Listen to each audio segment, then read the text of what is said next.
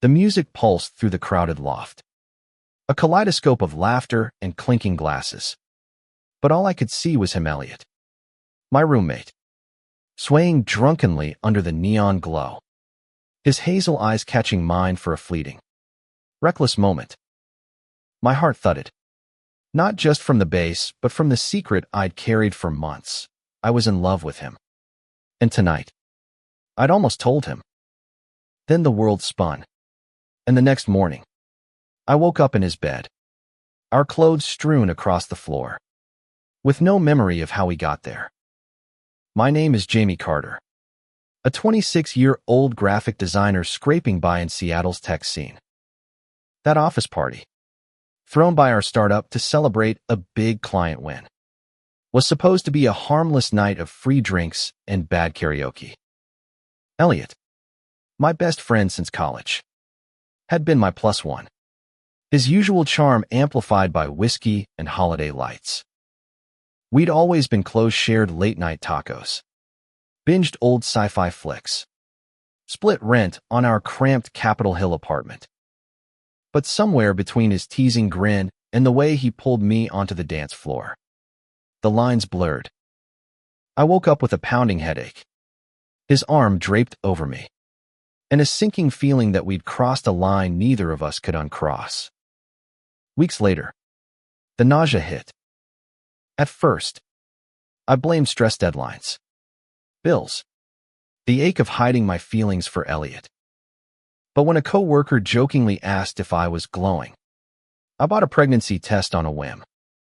The two pink lines stared back at me in the pharmacy bathroom, and my world tilted. I'm a trans man, on hormones for years, and I'd been told pregnancy was unlikely. Yet here I was, carrying a child, Elliot's child, after a night he claimed he didn't remember. I sat on our couch that evening, the test hidden in my pocket, watching Elliot hum off-key while cooking tacos. His easy smile, the way he flicked salsa onto his shirt, made my chest tighten. How do you tell someone they're the father when they don't even recall the night it happened? Worse, how do you tell them you've loved them for years, and this baby might be the only piece of them you'll ever have? Elliot noticed my silence. Yo, Jamie, you good? You're staring like I burned the tortillas again. He laughed, oblivious, and I forced a smile, my secret burning a hole through me. The next day, I went to the clinic alone. The doctor confirmed it, 8 weeks along. She asked if I wanted to keep it, and I froze. I'd never pictured myself as a parent. Not with my dysphoria. Not with my life barely holding together. But the thought of this tiny life, part me, part Elliot, stirred something fierce. I left with a sonogram picture, a grainy blur I couldn't stop staring at, and a decision I wasn't ready to make. Back home, Elliot was sprawled on the couch, scrolling through his phone. You look like you saw a ghost, he said, tossing me a beer I couldn't drink. I mumbled something about work stress and locked myself in my room. The sonogram sat on my desk, a silent question. I wanted to tell him, to spill everything, me feelings. The baby, the night he forgot. But Elliot had always been clear. He was straight. Or so he thought. Our friendship was the one constant in my life, and this truth could shatter it. Days turned into weeks, and I hid the morning sickness, the doctor's visits, the growing weight of my secret. Elliot noticed I was off, but chalked it up to my moody artist vibe. At night, I'd lie awake, imagining a future where I raised this child alone. Or worse, one where Elliot rejected us both. The office party had been a mistake, a drunken collision of desire and bad decisions. But the feelings it unearthed were real. I loved him, and now I was carrying his child, tethered to a moment he couldn't recall. One night, he knocked on my door, his voice soft. Jamie, talk to me. You've been weird for weeks. I opened the door, My heart racing. The sonogram burning a hole in my drawer. This was a moment to tell him everything. But as I looked into his worried eyes, the words caught in my throat. Could I risk losing him? Could I raise this child without him? The truth hung between us, fragile and unspoken. As the city hummed outside, I stood in my doorway, Elliot's concern pinning me in place. His hazel eyes searched mine, and for a moment, I thought I could tell him about the baby, about the night, about the way my heart broke every time he laughed like nothing had changed. But fear won, and I muttered, just tired. Man. Before retreating to my room, the sonogram still hidden. The next morning, I woke to the smell of coffee and Elliot's off-key singing.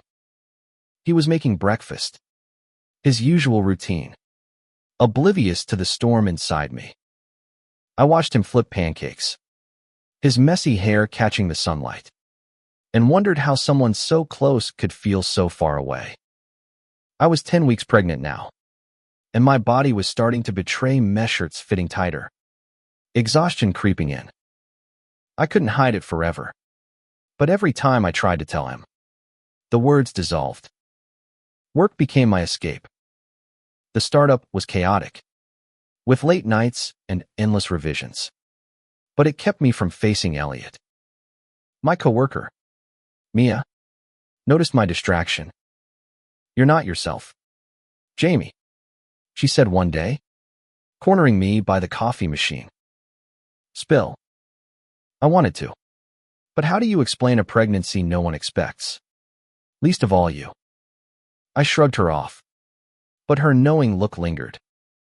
At home, things grew tense.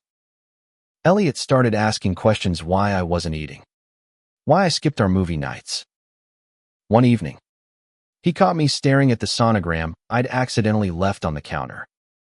What's this? He asked, picking it up, his brow furrowing. My heart stopped. I snatched it back, mumbling about a friend's ultrasound, but his eyes narrowed. You're lying, he said, not angry but hurt. What's going on? I couldn't do it. I fled to my room, leaving him standing there, confused. That night, I lay awake, replaying the office party in my head. The memory was hazy flashes of his laugh, his hand on my waist, the way we stumbled into his bed. I'd wanted him for so long, and that night, I thought he wanted me too. But the next morning, he'd groaned about his hangover and asked, what the hell happened? Like it was a joke. To him, it was a blackout. To me, it was everything. The secret grew heavier, like a stone in my chest. I started researching options: adoption, parenting alone, even moving away. But every choice felt like losing something. I wanted this child, I realized, not just because it was ours, but because it was a piece of hope, a chance to build something good. Yet the thought of Elliot's rejection of him, denying the baby, or worse, denying me, kept me silent. One rainy afternoon, I came home to find Elliot sitting on the couch, holding the sonogram. He'd found it in my desk. Jamie, he said, his voice low. Whose is this? My mouth went dry. I could lie again, but his eyes held mine, steady and searching. It's mine, I whispered, the words barely audible.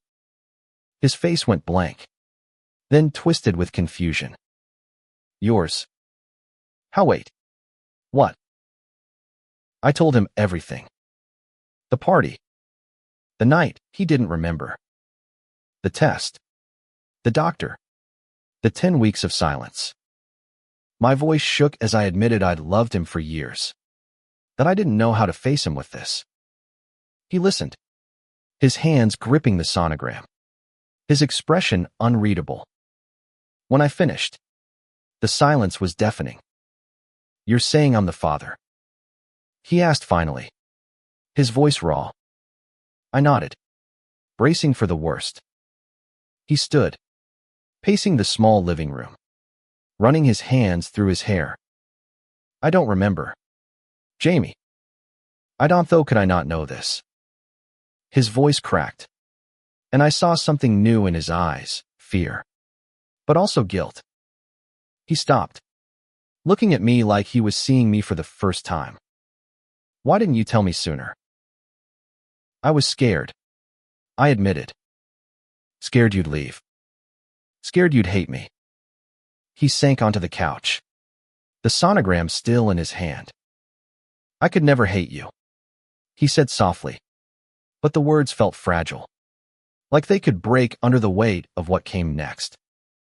Elliot's words hung in the air, soft but unsteady, like a promise he wasn't sure he could keep. I stood frozen, the rain tapping against our apartment window, waiting for him to say anything that would tell me where we stood. He just stared at the sonogram, his thumb tracing the blurry outline of what would become our child.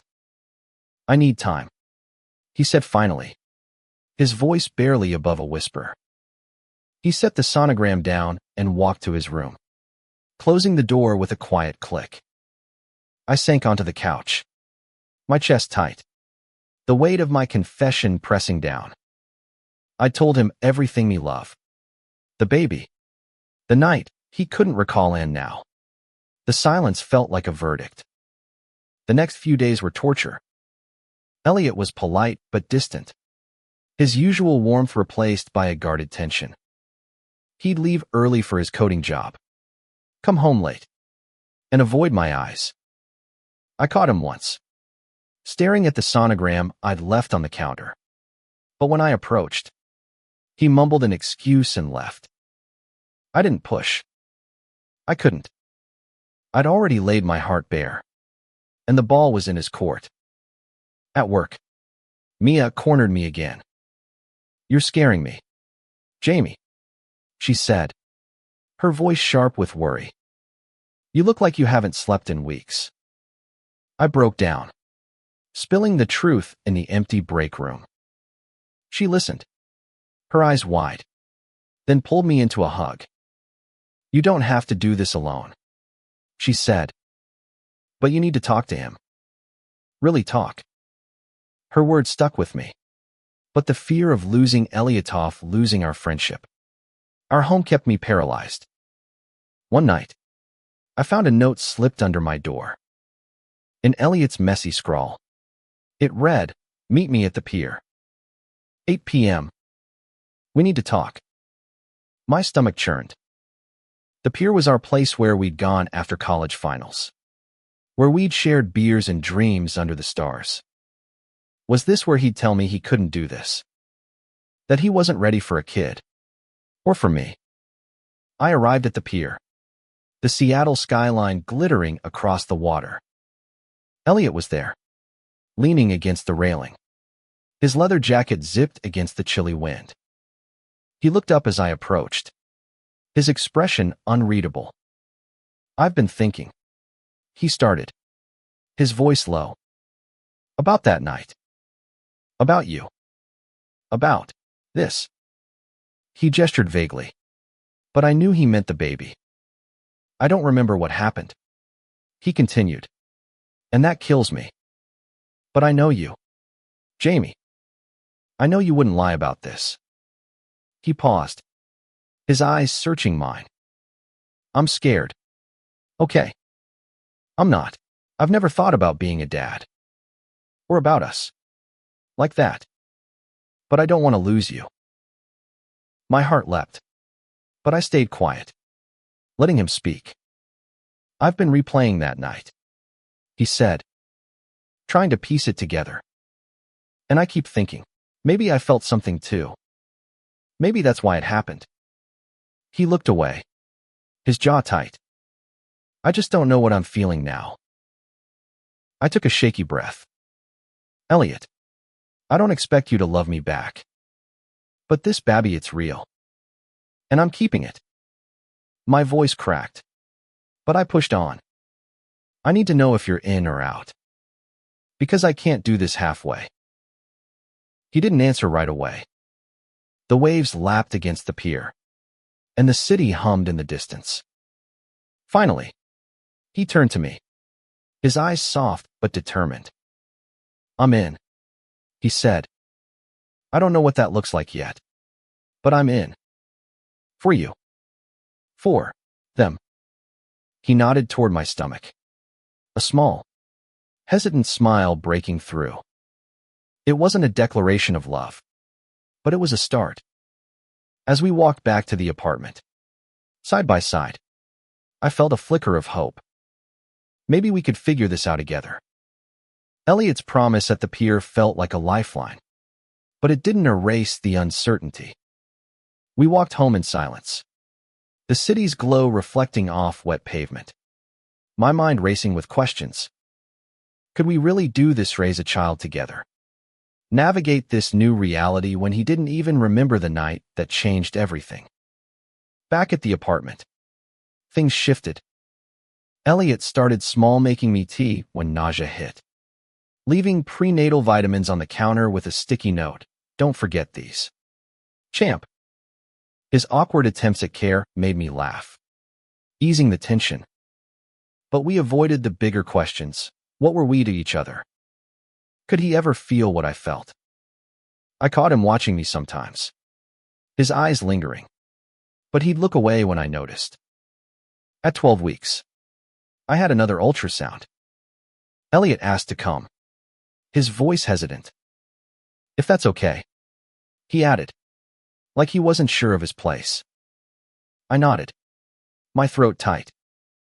At the clinic, we sat in the waiting room, surrounded by expectant couples.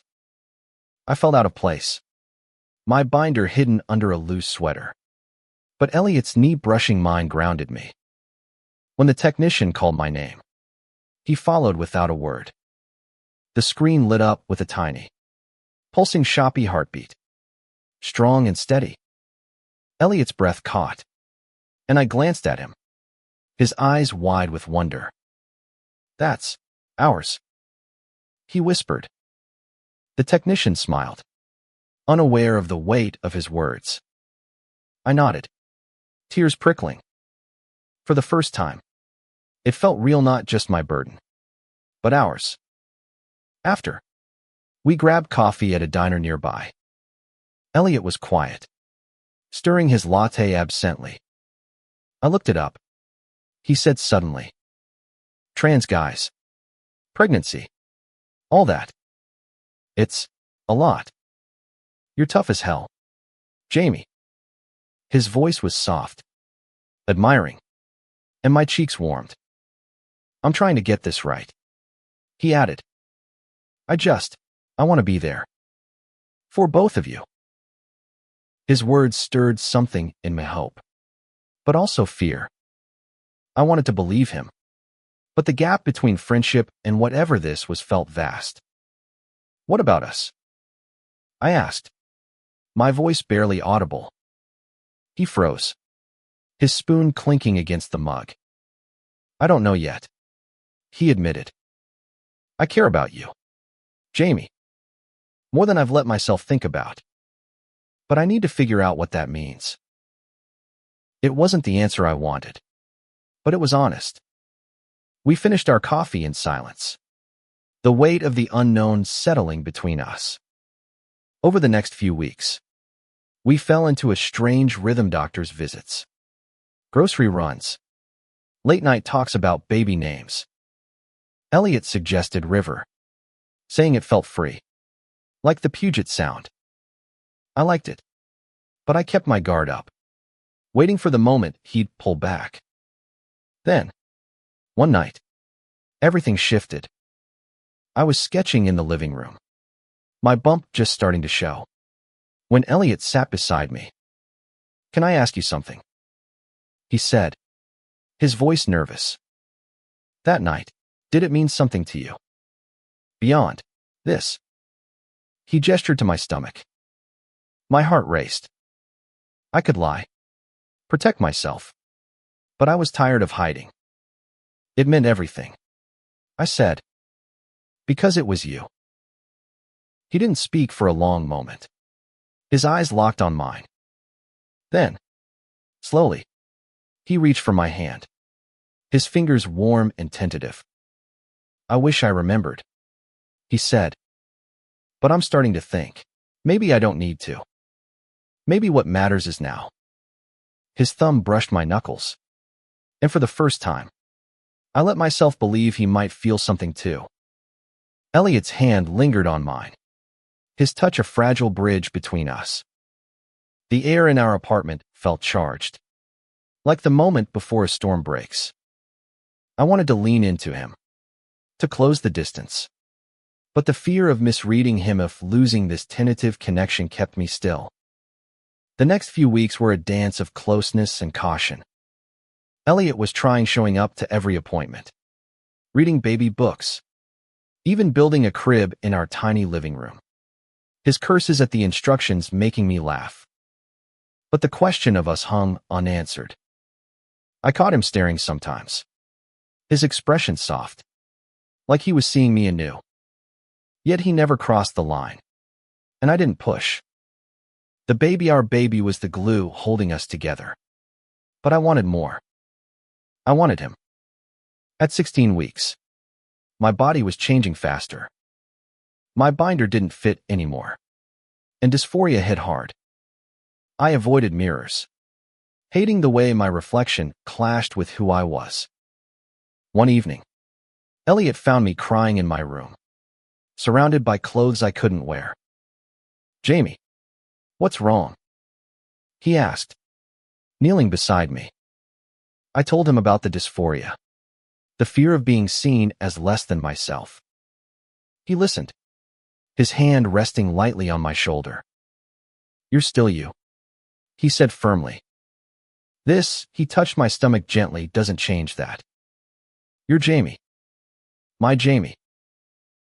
His words cracked something open in me. I leaned into him, and he held me, his arms steady and warm. It wasn't romantic. Not yet. But it was more than friendship. It was trust. That night, we stayed up talking. Not about the baby, but about user college days.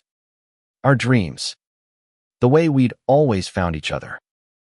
"I don't know what I'm doing," he admitted, his voice raw. "But I know I don't want to lose you." Work was another story. Rumors had started, whispers about my condition, my absence from happy hours. Mia shut them down, but the stares lingered. I told my boss, expecting judgment. But she was kind, adjusting my workload. Still, I felt exposed, like my life was on display. Elliot noticed my stress and started cooking dinner every night, his way of keeping me grounded. One evening, as we ate spaghetti, he said, "I told my sister about the baby." My fork froze. "What did she say?" I asked. He grinned. "She's stoked to be an aunt. Wants to meet you properly." It was a small thing, but it meant he was telling people, claiming us. My heart swelled, but doubt crept in. Was he doing this out of duty? Or was there more? I got my answer one rainy night when we were watching a movie, my head resting on his shoulder. The credits rolled, and he didn't move. "Jamie," he said softly, "I think I'm falling for you." I turned to him, my breath catching. His eyes were steady, nervous but sure. "I don't know when it started," he continued. "Maybe that night. Maybe before. But it's real. You're real." He leaned in, his lips brushing mine. Tentative at first, then deeper. The kiss was everything, soft, urgent, a promise of something new. When we pulled apart, I was trembling. But for the first time in months, I wasn't afraid. We didn't define it. Not yet. But as we curled up together, the city humming outside, I felt a shift. This wasn't just about the baby anymore. It was about us 12 people, flawed and scared, finding their way to each other. That kiss changed everything. Elliot and I didn't leap into a fairy tale romance. But the air between us was different, lighter, charged with possibility. We were cautious, tiptoeing around this new thing we'd admitted. But every touch, every glance, carried weight. He'd brush my hand while passing me coffee, or I'd catch him smiling at me over breakfast, and my heart would stutter. At 20 weeks, the baby was kicking, tiny flutters that made me pause. I grabbed Elliot's hand one evening, pressing it to my stomach. "Feel that?" I asked. His eyes widened as the baby moved, a grin spreading across his face. "Holy shit, Jamie," he whispered. "That's wild." We sat there, his hand warm against me, sharing a moment that felt like ours alone. But reality loomed. We hadn't told our families, our friends, or even fully defined what we were. The baby was coming, and we were running out of time to figure it out. I told my parents first, over a shaky video call. They'd always been supportive of my transition, but this was different. "Pregnant," my mom repeated, her voice tight. My dad just stared, then said, "We'll love that kid, Jamie. But are you okay?" Their worry was palpable, but so was their love. They asked about Elliot, and I fumbled, saying he was figuring it out. Their silence said they weren't convinced. Elliot's family was next. We drove to his sister's place in Tacoma, a cozy house filled with toddler toys and the smell of fresh bread. Lily, his sister, hugged me like we were old friends. "So, you're the one who tamed my brother," she teased, eyeing Elliot. Over dinner, we told her about the baby. She squealed, bombarding us with questions, names, plans, how we were coping. Elliot was quiet, letting me lead, but his hand found mine under the table, steadying me. Back home, we started preparing. We turned my room into a nursery, painting it a soft green, arguing over crib placement. Elliot was all in, but I saw the cracks moments when he'd stare into space, his jaw tight. One night, I found him on the balcony, the city lights flickering below. "What if I screw this up?" he asked. "I don't even remember that night. Jamie, what if I'm not enough for you? For the kid?" I took his hand. "You're here now?" I said. "That's what matters." He pulled me close, his forehead against mine. And for a moment, the doubts faded. But they didn't vanish. At work, the rumors grew louder. Someone saw me at the clinic, and whispers turned into questions. I overheard a coworker say, "Jamie's pregnant." "But he's, you know." The word stung, a reminder of how the world saw me. I told Elliot, expecting him to brush it off. But he was furious. "They don't get to judge you," he said, his voice fierce. "You're stronger than all of them." His protectiveness stirred something in me, pride, but also fear. We were building something fragile, and the world wasn't kind to stories like ours. As my belly grew, so did the stares, the questions, the assumptions. I leaned on Elliot more, and he was there steady, even when I could see his own fears creeping in. One night, as we lay in bed, his arm around me, he whispered, "I love you, Jamie." The words were quiet, but they hit like a tidal wave. I turned to him, tears in my eyes, and said, "I love you too." It was real, messy, and ours. Elliot's "I love you" lingered like a melody I couldn't stop humming. We were a couple now, tentative but real. Navigating love and impending parenthood in a world that didn't always understand us. At 24 weeks, my bump was undeniable. And so was the reality. We were going to be parents, whether we were ready or not. We started telling friends, bracing for reactions.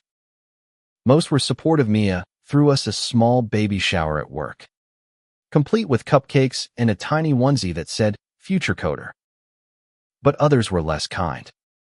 An old college friend of Elliot's, Mark, cornered him at a bar. "You're really doing this?" he asked, his tone sharp. "With Jamie? Man, that's complicated." Elliot came home rattled, his confidence shaken. "He thinks I'm crazy," he admitted. I held his face, forcing him to meet my eyes. "We're not crazy," I said. "We're us." But the world kept testing us. At a prenatal class, the instructor assumed Elliot was my brother, then fumbled an apology when I corrected her. Strangers stared at my bump, their eyes flicking to my flat chest, trying to piece me together. I'd always been open about being trans, but this felt different, exposed, vulnerable.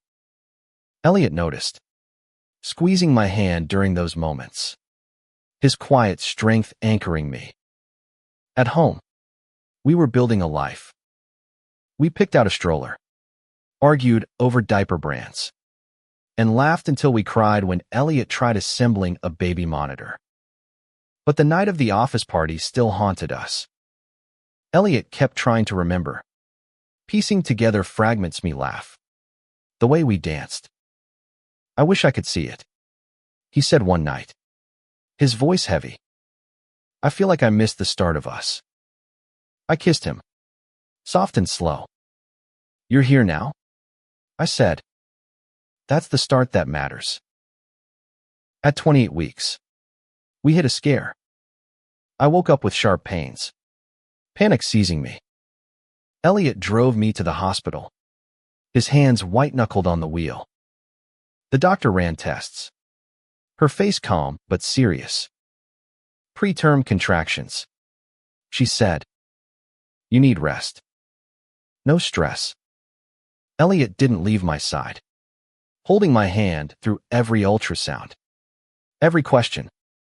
The baby was fine, but I was ordered to take it easy. Work gave me leave, and Elliot stepped up, cooking, cleaning, even reading to my belly in a goofy voice that made me laugh through the fear. Those weeks brought us closer. We talked about our fears, mine of not being enough, his of failing us. We talked about our dreams, raising a kid who'd know they were loved, no matter what. One night, as we lay in bed, Elliot traced circles on my stomach. "River," he whispered, the name we'd chosen. "I can't wait to meet you." My heart swelled, but a small voice wondered, could we really do this? Could love be enough? Then, one evening, Elliot came home with a small box. Inside was a necklace, a tiny silver wave pendant. "For River," he said, his voice shy. "And for you. For everything you're doing." I cried, not just from the gift, but from what it meant. He was all in. For us. For our family. As he fastened it around my neck, I felt the weight of his love, steady and sure, carrying us toward a future we were building together. At 36 weeks, our apartment was a nursery in progress, tiny clothes folded, a crib ready, and a love that had grown through every fear and doubt. Elliot and I were a team, our bond forged in late-night talks and quiet moments, his hand always finding mine. But the world outside still pushed back, testing our resolve. The hospital scare had changed us. I was on modified bed rest, and Elliot took on everything: work, chores, even fending off nosy neighbors who asked too many questions. His protectiveness was fierce, But I saw the toll it took bags under his eyes. The way he'd stare at the nursery with a mix of awe and fear. "We've got this, right?" he'd ask. And I'd nod, even when I wasn't sure. At a final ultrasound, we saw River's face-tiny nose, stubborn chin, a blend of us both. Elliot squeezed my hand, tears in his eyes. "They're perfect," he whispered. The doctor warned us to prepare. Labor could come any day. We drove home in silence, the weight of it sinking in. We were about to be parents, and the life we'd known was about to change forever. Labor started on a rainy Tuesday, a sharp pain waking me at dawn. Elliot was a mess of nerves, grabbing the hospital bag, nearly forgetting his shoes. At the hospital, he never left my side, holding my hand through every contraction, whispering, "You're doing this. Jamie, you're amazing." The pain was brutal, but his voice kept me grounded. After hours that felt like years, River was born a tiny, squalling bundle with Elliot's hazel eyes. Holding River, I felt a love so fierce it scared me. Elliot leaned over, kissing my forehead, then River's. "We did this," he said, his voice thick with emotion. In that moment, the night of the office party, the night he couldn't remember, felt like a distant spark that had led to this fire. This family. The days after were a blur of sleepless nights and endless diapers. Elliot was a natural, changing River with a goofy grin, singing off-key lullabies. But the world wasn't done with us. A nurse questioned my identity on River's birth certificate, and a family member made a cruel comment about what kind of parents we'd be. Each jab hurt, but Elliot's anger was fiercer. "They don't get it," he said one night, cradling River. "But we do. We're enough." We moved forward, building a life around River. Elliot proposed one quiet evening, not with a ring, but with a promise, kneeling beside me as I rocked River to sleep. "I don't know what I did to deserve you," he said, "but I want Thysis. Forever." I said yes, tears falling, knowing we'd face more battles, but stronger together. Months later, at River's first birthday, we stood in our apartment, surrounded by friends and family who'd come to love our little family. Mia toasted us, her eyes shining. "To Jamie and Elliot," she said, "who turned a wild night into a beautiful life." We laughed, Elliot's arm around me, River giggling in my lap. The office party was a fading memory, but what it sparked: love, resilience. A family was our truth, our triumph, our everything.